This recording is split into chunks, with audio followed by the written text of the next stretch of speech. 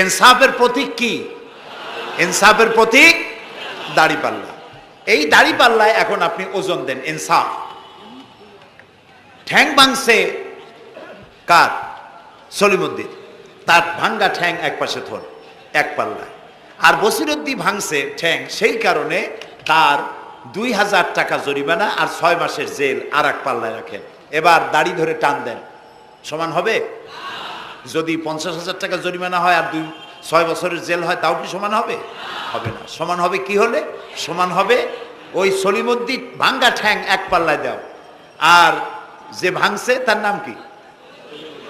বসিরউদ্দিন। সলিমুদ্দিন বসিরউদ্দিন কেউ যদি থাকেন রাগ করবেন না, আমি একটা দৃষ্টান্ত দিচ্ছি।